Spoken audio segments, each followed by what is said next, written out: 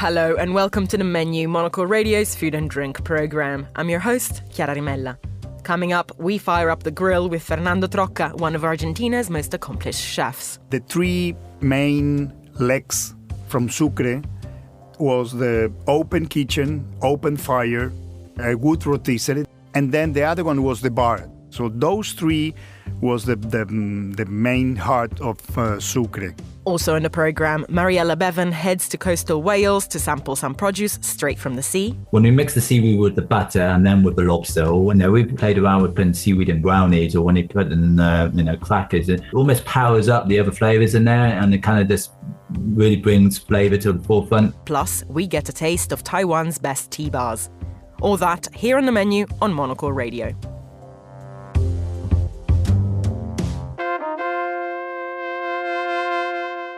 Thinking of Argentinian food will probably bring to mind the country's love for eating juicy steak straight off the grill.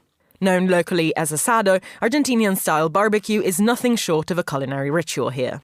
Buenos Aires-born chef Fernando Trocca also has a taste for this staple, but when it came to opening his own venture, he wanted to find an updated way of cooking his nation's classic. At his restaurant Sucre, which first opened in the Argentine capital in 2001, he embarked in creating what he likes to call fire dining, a more refined approach to working with flames that incorporates high-end techniques and influences from the many immigrant communities that have shaped the country. Since then, Trocca has opened more restaurants from New York to London and coastal Uruguay, bringing his signature style of cooking over coals to new audiences. On a quick-fire visit to London, he sat down with me at Midori House, where we discussed the career steps that led him where he is and his burning ambitions for the future. Sucre, it's a restaurant that we opened in Argentina in 2001, so a long time ago. I was living in New York before that. And actually, I go back to Argentina because we had this beautiful project that was Sucre. So now that we have Sucre in London, then we open Sucre in Dubai. And basically work for two main projects. One, it's Sucre, and the other one, it's a restaurant that we open. The first one we opened on the beach in Uruguay, in a beautiful, beautiful and very unique place called José Ignacio. That is a little fisherman town with a lighthouse. So we opened this restaurant called Mostrador Santa Teresita. And we open only for the summer season. And it's my place in the world, that little village. And we opened Mostrador 10 years ago. And then we opened the second one on the beach in Los Hamptons in US, in Montauk. So we are on the beach in a hotel in Los Hamptons, also during the summer, from May till October. Then we open the same concept in New York, like a small version of a Mostrador. And then we opened another one in Buenos Aires. So that it's like my baby. And it's a very simple concept, very similar to, actually, it was my inspiration when we opened Mostrador Ottolenghi. So it's very like a pastries, food, vegetables. But the one that we have in Uruguay on the beach, it's absolutely beautiful. I've seen pictures of you there, and you've always got such a big smile whenever you're there with the team. I suppose, what is it that makes it really special for you there? Aside from the location, is there a different approach to the food that comes with Mostrador in Uruguay? And in general, what would you say the difference is between Mostrador and Sucre? Obviously, they're different in terms of approach, but where do you draw the line between, this is a dish for Mostrador or this is a dish for Sucre?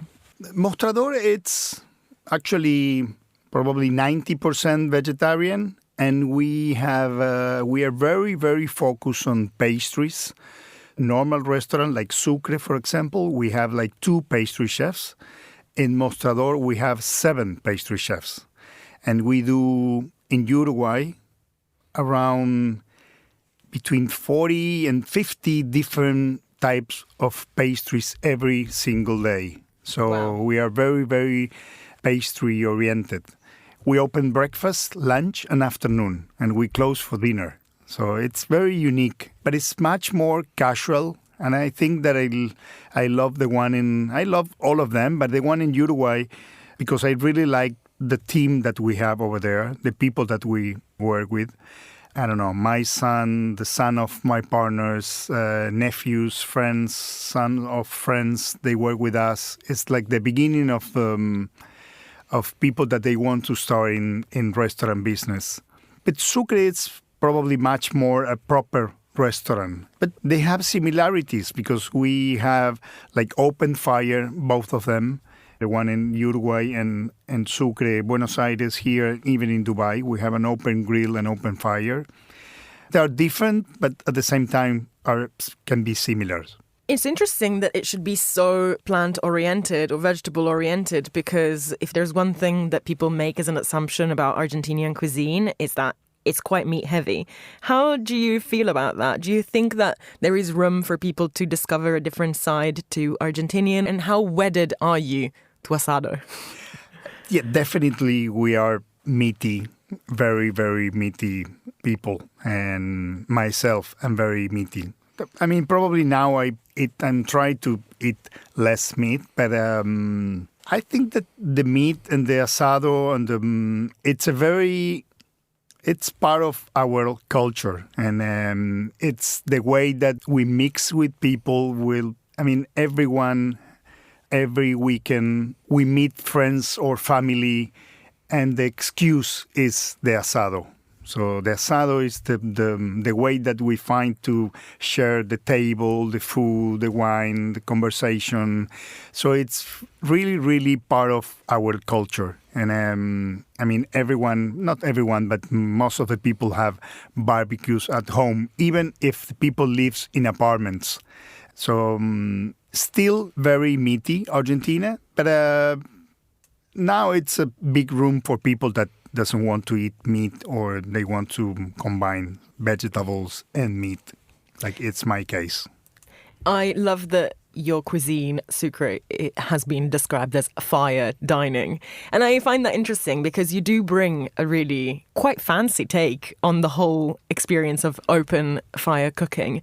So from someone who will know a trick or two, is there a very, very refined and unpredictable tip for the perfect grilled meat that you think applies to what you do at Sucre and that could be taken home by somebody? What is the secret that's only yours to the perfect asado? Actually, the grill that we have in Sucre, it's exactly the same that the grill that I have at home. So amazing. I took the measures, everything. So to be honest, it's a very simple grill. Because normally if you go to US or many barbecue or steak restaurants, they have a very sophisticated kind of grill. But the way that we grill is very simple. What do you think the understanding and appreciation of Argentinian cuisine is around the world? Do you think that people have different perspectives of it or understandings of it? Normally people, when you talk about Argentinian cuisine, people go straight to the meat and the beef. And probably they're right. But to be honest, Argentina, it's very different to all the rest of Latin America because our cuisine, it's much more European, like Italian and Spanish, because all the immigrants and my family, it's 40% Spanish, 40% Italian, and then my grandfather was from Portugal. All Latin America, the main ingredient is the coriander. If you go to Brazil, Mexico, Chile, everyone uses coriander. Argentina, no, it's parsley. Because if you go to Italy or Spain, they don't use coriander, they use parsley. Obviously now we use coriander in Argentina, but not before. Coriander is probably for the last 25 years. Obviously we are Latins and we are in South America, but the food, in terms of food, is very different to all the rest of Latin America. We have much less Latin and we have much more Italian and European influence than Latin influence. But in Sucre, when we open restaurants and we try to not be only meat, because I think and I believe that we have much more than meat.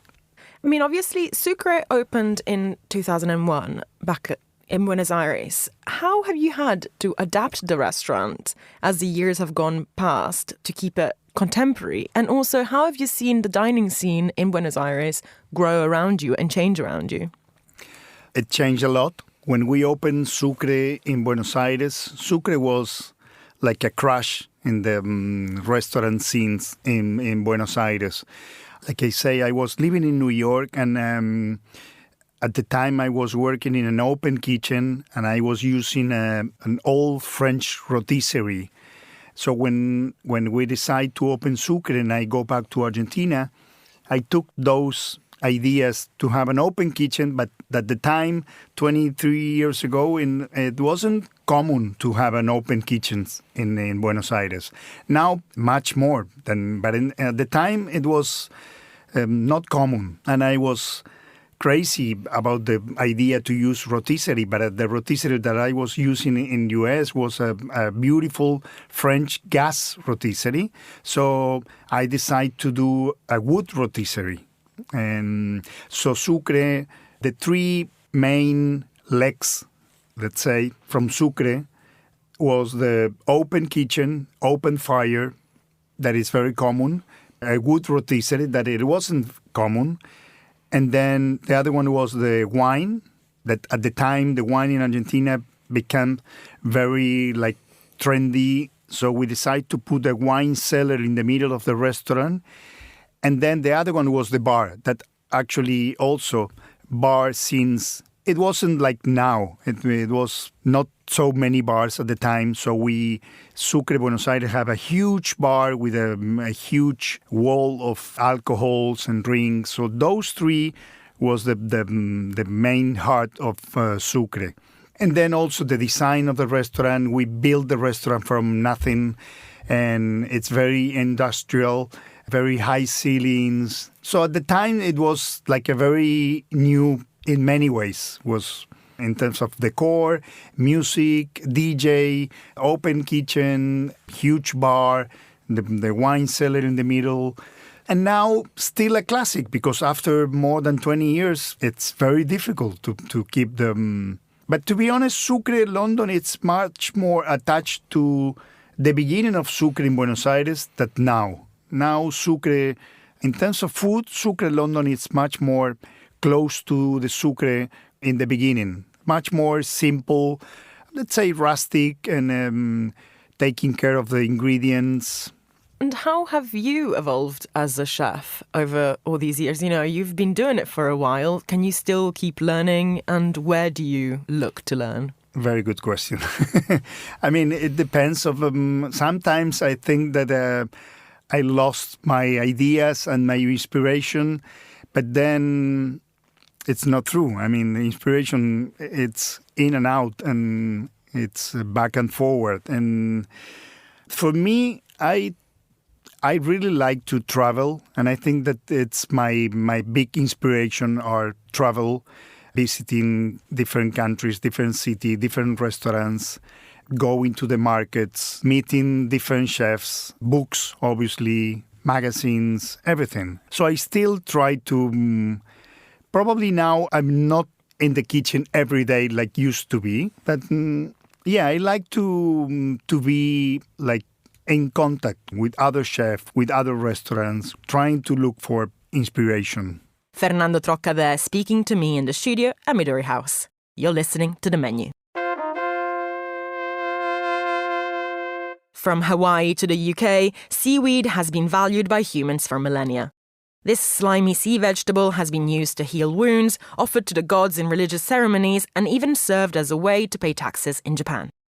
In Wales, laver seaweed has been harvested for centuries and used in the country's pitch-black traditional laverbread. But as the demand for the product declined, the seaweed industry looked like it was all but dried up. But one seaweed-loving chef from Pembroke has been determined to spark a laverbread renaissance. Jon Williams began by making lobster rolls covered in seaweed butter at Café Moore, and by 2017, his seaweed lace creations were being exported and appreciated around the world. And in 2023, Pembrokeshire's Laverbread joined the ranks of Champagne and Parmigiano Reggiano in being awarded protected status by the European Union, celebrating the importance of this historical trade. Monocle's Mariella Bevan spoke to Jon to find out more. Although nori is still a popular seaweed used in Japanese cuisine, elsewhere in the world, seaweed has fallen out of everyday cooking. I love Pembrokeshire and just wanted to celebrate, what was on our doorstep really, and particularly Laverbread, because, growing up it wasn't really a thing for us as kids. That was Jon Williams, founder of the Pembrokeshire Beach Company, who has gone on a mission to reignite Wales' long-lost love of seaweed.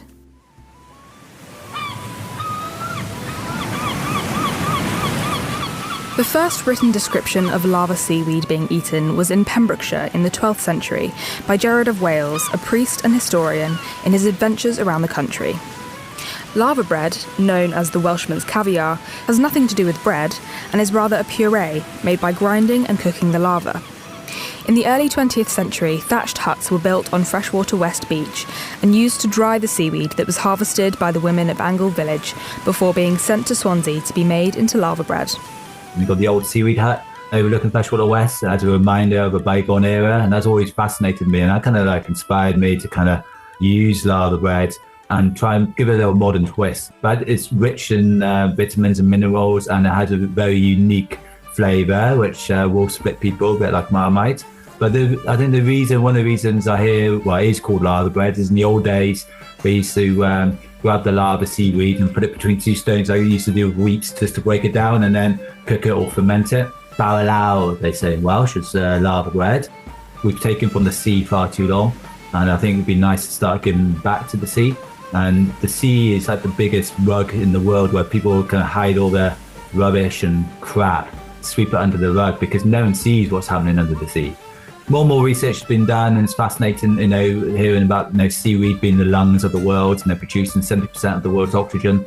And I think there's a huge amount we can do to really the sea really rich in biodiversity again and full of life. The Pembrokeshire Beach Company began in 2011 as Cafe Moor, a boat-turned-seafood shack anchored on freshwater West Beach. That same year, they were awarded Best of the Best at the British Street Food Awards, and they have grown rapidly ever since. So I was at Freshwater West for 9 years. I did about 2 or 3 years, firstly on the festival circuit. So we went from Green Man to Glastonbury to Hay and White Book Festival. And then my first daughter was born, Josie, and I kind of wanted to stay in Pembrokeshire a bit more. So that's how we ended up at Freshwater West. And that was like a dream come true to get that pitch. And it just went crazy. And basically what we did in the whole of year one, we were doing in a couple of weeks in year 9, and it got too much, the capacity of Freshwater West, and the Old Point House had been derelict or empty since 2019, and it was literally around the corner from Freshwater West, and it's an old 16th century pub. It's a beautiful building on the shores of East Angle Bay. It's got everything against it. It's on the end of the road of nowhere. It's got the worst road to go into it. The road gets covered by the tide. But I decided to open the pub in probably the worst time in history and give it a go.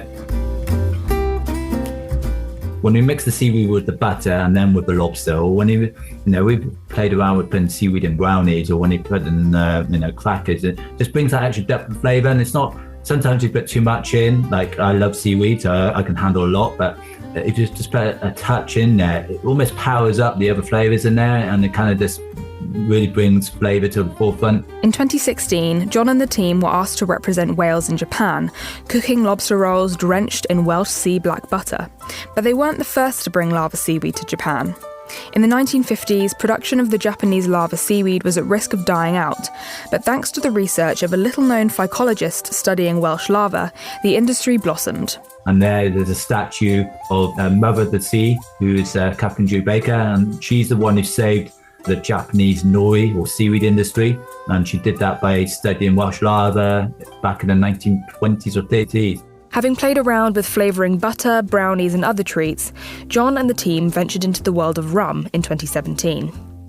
Named after the infamous Welsh pirate Black Bart, Barty the in Welsh, Jon's spiced rum is brimming with vibrant flavours, with notes of clove and cinnamon over a sweet citrus finish, all married together with delicate seaweed. I really like the idea of using lava seaweed because I love the synergy between rum and the sea. And then I love the story of Black Bart, or John Roberts, who was called back in the day, an old Pembrokeshire boy who was 13, went off on a boat and became one of the most notorious pirates in the world around the Caribbean and Africa. And seaweed works really well with certain flavours and certain spices, and we mix it with orange and lemon and a bit of vanilla and ginger. And the biggest problem we had is the length of time you leave the seaweed in the bottle, because I've drunk a lot of very seaweedy rum, which is not great. It's the balance. You want the depth, but you don't want to be punched in the face with a taste of seaweed in the rum. After 10 years on Freshwater West, the Pembrokeshire Beach Company has moved to Old Point House, where the restaurant serves all of their seaweed creations, including mermaid confetti focaccia and Barty rum coconut cake. In 2023, their Laverbread received a protected designation of origin status, marking its unique ties to Pembroke. Laverbread's never really been shouted about. I think the Welsh have almost been embarrassed by it, and having the PDO was something kind of cements Laverbread, more on a world stage platform. There's only a few ingredients in Wales that have them, and puts it into a category of champagne and truffles. And I love the quote. There was an old French cook or food critic in the 18th century who said, if the French had Laverbread, they would be celebrating it like the truffles or Perigord in France. And I believe Laverbread should be a part of every breakfast in Wales, and it should be in most pubs and restaurants. So, I don't want to continue to be one of the few to be cooking with Laverbread, like some kind of strange person on the edge of Wales. I like to see it go mainstream. It's so good for you. It's hugely Welsh, and it's something we should be hugely proud of. Mariella Bevan with that report. You're listening to The Menu. Now it's time for the week's top food and drink headlines. Here is Monocle's George Ruskin. In Germany, soaring prices of the beloved doner kebab have prompted outrage and calls for a state-backed subsidy. Chancellor Olaf Scholz has come under pressure to explain the spiralling cost in Parliament, whilst a left-wing opposition party has proposed the price cap of €4.90. So-called donerflation has caused prices of the 1.3 billion kebabs that are sold each year to reach €10 in some cities. Scholz has said his government has no plans to introduce the price cap. Singapore's Changi Airport has been crowned the world's best for food in the annual Global Tastemakers Awards. Also making the top 10 were Tokyo Narita and Dubai International. London, Heathrow and Istanbul Airport were praised for their gourmet dining experiences, and Munich received kudos as having the world's only airport brewery. Food and Wine magazine, who put the list together, say it highlights that airports are increasingly becoming culinary destinations in themselves. Hui Fong Foods, the world's biggest producer of sriracha, has suspended production until September due to a shortage of red jalapeno peppers caused by a drought in Mexico. This has prompted warnings of a global shortage of the spicy condiment. This isn't the first time Hui Fong has been hit by jalapeno crop failure, and experts are calling for the company to fund research into more resilient crop varieties to combat the effects of climate change. Those are the week's food and drink headlines. Now back to Chiara. Thanks, George. You're listening to The Menu. Across Asia, Taiwan is well known for two kinds of very different drinks, well-mixed cocktails and perfectly brewed tea. So it was only a matter of time before the two blended together into experimental tipples that make the most of the island's best beverages. Opened in 2022, Bar Wei Home uses 3 different kinds of Taiwan's signature oolong tea in its enticing cocktails. Determined to find out more about the history of the local cocktail scene and how tradition is being shaken up, Clarissa Wei headed down to the bar to get a taste.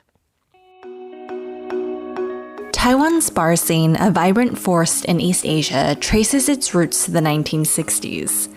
Back then, American soldiers stationed in Asia during the Vietnam War would swing by the south of the island to decompress.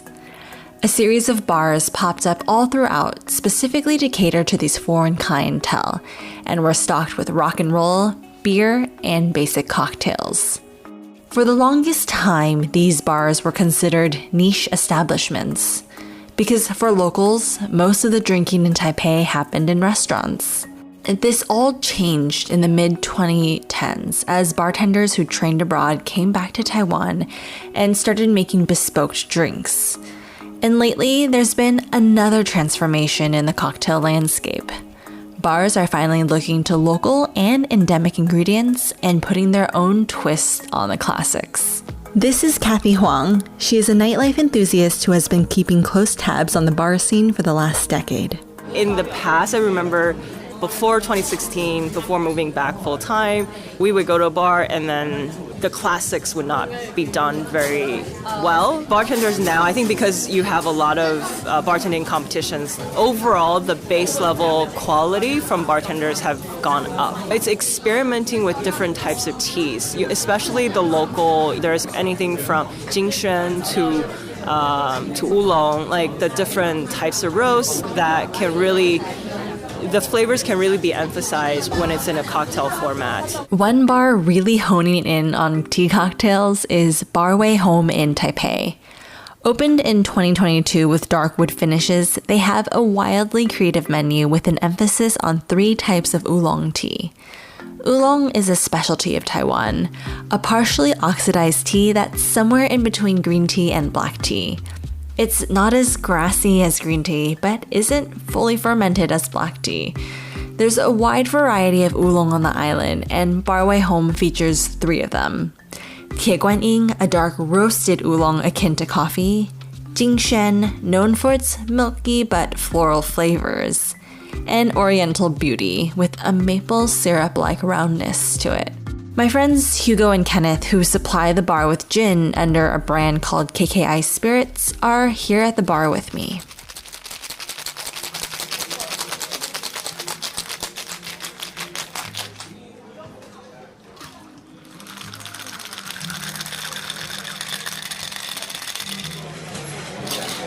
Going into any Taiwanese bar, you'll find some kind of tea cocktail. Every bar has their own signature tea cocktail.